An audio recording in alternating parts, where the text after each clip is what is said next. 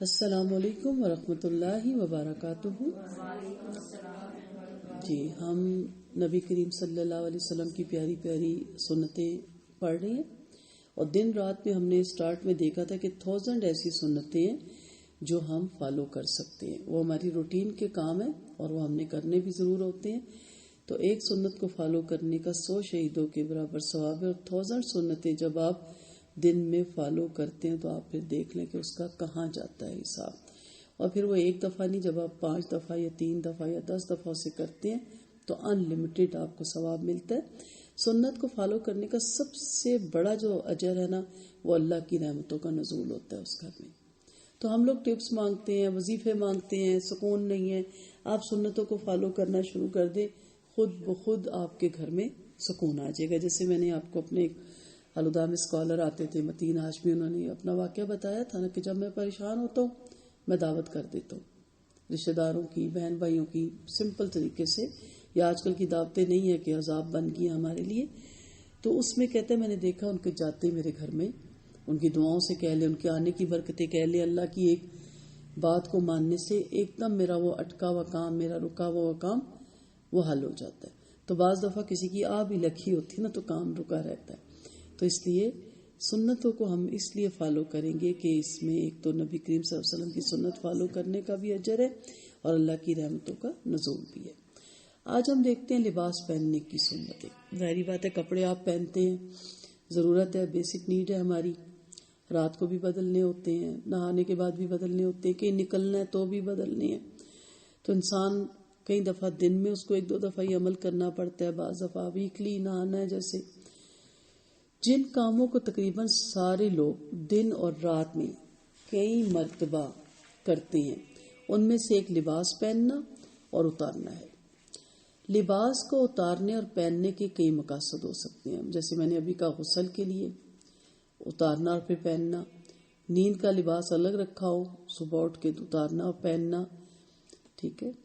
اسی طرح کسی باہر جا رہے ہیں، کسی کے گھر جا رہے ہیں تو دوسرا لباس ہے وہ تن کرنا۔ تو ہر مرتبہ لباس پہننے اتارنے کی جو سنتیں وہ آج ہم سیکھیں گے۔ پہلی سنت جو ہم نے انشاءاللہ فالو کرنی ہے، کیونکہ بڑی بے دھیانی میں ہم پہنتے ہیں، بچوں کو بھی جب پہنائیں نا تو آپ منہ سے دہرائیں تاکہ ان کے اندر بھی یہ چیز پیدا ہو، اور پھر آہستہ آہستہ ان کے اندر یہ نہیل ہو جاتی ہے۔ پہلی چیز، ایسا لباس نہ پہنے جو اس کے لیے شہرت کا سبب بنے اور وہ اسے پہن کر تکبر کرے اور باقی لوگوں کو حقیر جاننا شروع ہو جائے۔ اپنی پسند کا پہنے، پیارا پہنے، آپ کو جو چیز میں آتا ہے پہنے، لیکن ہمیشہ یاد رکھے کہ جو ایسا کام جو صرف آپ نے بتانا ہے کہ یہ کتنے لاکھ کا ہے، کتنے 1000 کا ہے، میں نے کس ملک سے منگوایا ہے، یہ شہرت کا ہوتا ہے۔ اب پہنا ہے تو بتانا بھی ہے نا، آپ کو پتا ہی میں نے کہاں سے لیا، کینیڈا سے، خود ہی پرس اٹھایا ہے، کوئی نہیں پوچھ رہا، یہ دیکھیں میرا پرس کتنا پیارا، جی بہت خوبصورت ہے، آپ کو پتا ہے میں نے کہاں سے منگوایا، یہ کیا ہے؟ شہرت ہے نا۔ پہنے، اٹھائیں، اوڑھیں، لیکن شہرت کا سبب نہ بنائیں، اسے تکبر نہ کریں کہ میں اس محفل میں جاؤں تو لوگوں کی آنکھیں اکا بکا رہ جائے، اس چیز میں نہ پڑیں۔ آپ کو دل چاہتا ہے، منع نہیں ہے، لیکن اندر آپ کے عاجزی ہو، اور اس لیے بھی نہ کہ وہاں تو میرے جیسا کوئی پہن ہی نہیں سکتا تو میں ان میں نمایاں لگوں گی اور وہ بالکل حقیر لگیں گے۔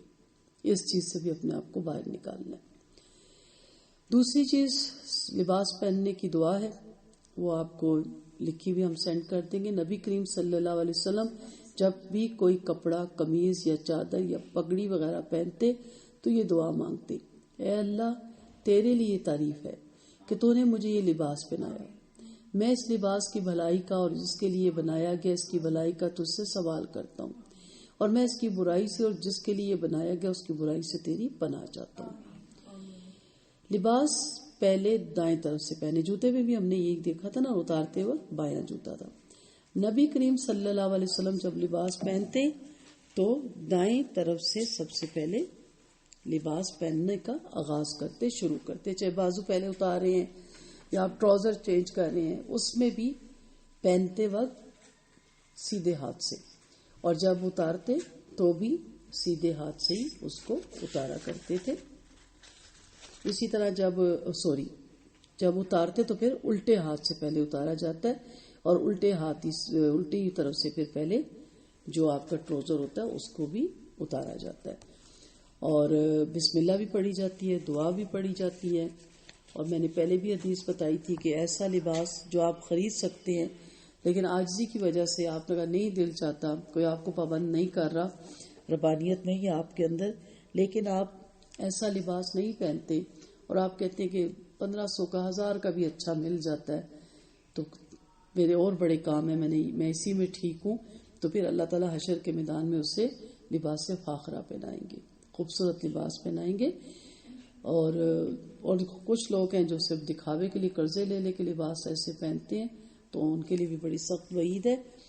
کوشش کرنے کی لباس خوبصورت ہو لیکن سادہ ہو، آسان ہو. اب بعض ایسے سلوا لیتے ہیں کہ مسئلہ ہی پڑ جاتا ہے، ان کو سنبھالنا ہی پڑ جاتا ہے، اس پہ ایسا کام ہوتا ہے کہ کبھی جیولری اٹکتی ہے اور کبھی کیا. لباس آرام دہ بھی ہونا چاہیے آپ کا. تو جب بھی آپ لباس پہننے کا آغاز کریں، دائیں طرف سے، چاہے بازو ہے اس کو پہن رہے ہیں، چاہے ٹراؤزر ہے، چاہے چادر ہے، دائیں طرف سے. اور کفن پہنانے میں بھی ہم نے یہ سکھاتے ہیں ہم خاص طور پہ کہ ہمیشہ پہلے دائیں طرف کے کپڑے کو اندر، پھر بائیں طرف کے اوپر نا، یعنی ہر چیز وہاں بھی یہ سکھائی جاتی ہے.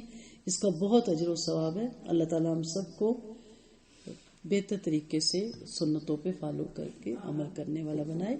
وآخر دعوانا ان الحمد للہ رب العالمین. سبحانک اللہم و بحمدک، نشہد ان لا الہ الا انت، نستغفرک و نتوب الیک. السلام علیکم ورحمۃ اللہ وبرکاتہ.